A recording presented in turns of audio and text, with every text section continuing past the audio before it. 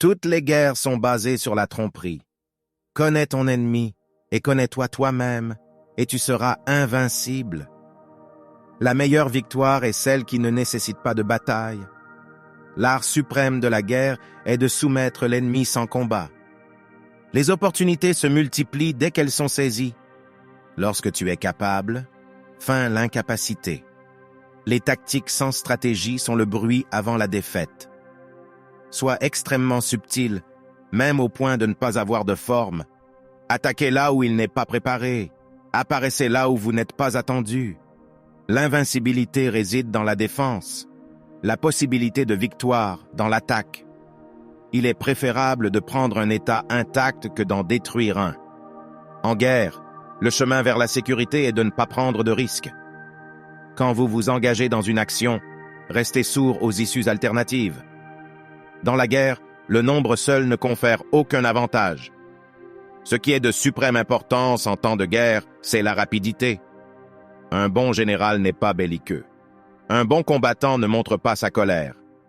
Il vaut mieux reculer un pied que d'avancer un pouce. Lorsque nous sommes capables de l'attaquer, nous devons sembler incapables. Il vaut mieux capturer une armée entière que de la détruire.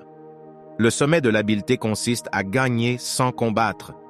L'art de la guerre est l'art de la vie. Les grandes batailles sont gagnées avec de petites victoires. La victoire est réservée à ceux qui sont prêts à en payer le prix. Les forts vainquent sans combat. Si vous ne connaissez pas vous-même ni votre ennemi, vous vous mettrez en danger dans chaque bataille. Tous les hommes peuvent voir les tactiques par lesquelles je remporte une victoire, mais ce que personne ne peut voir, c'est la stratégie à partir de laquelle découle la victoire. L'art de la guerre est l'art de la déception. Lorsque vous entourez un ennemi, laissez-lui une voie de sortie.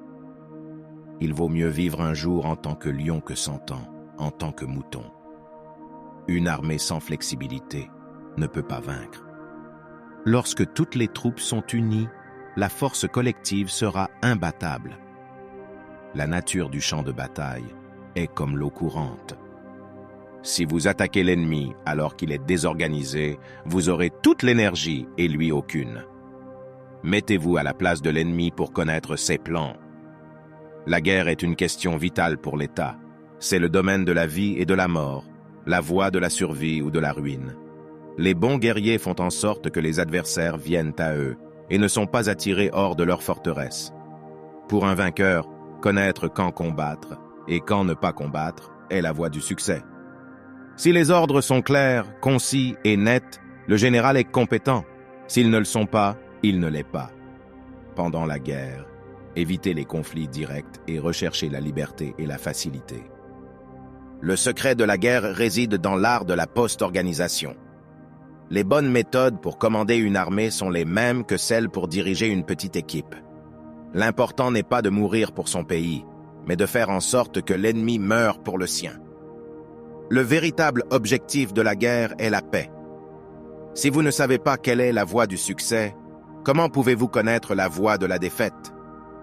Un bon général ne fait pas la guerre pour faire la guerre, il fait la guerre pour gagner. Un plan non exécuté vaut mieux qu'aucun plan. La guerre est le domaine des dangers. La mort est dans la gauche, la vie est dans la droite. Si vous connaissez le ciel et la terre, la victoire n'est pas mise en danger. Si vous ne les connaissez pas, la victoire n'est pas certaine. N'attendez pas de voir une flamme pour éteindre le feu. Quand les soldats sont trop à l'aise, ils sont généralement vaincus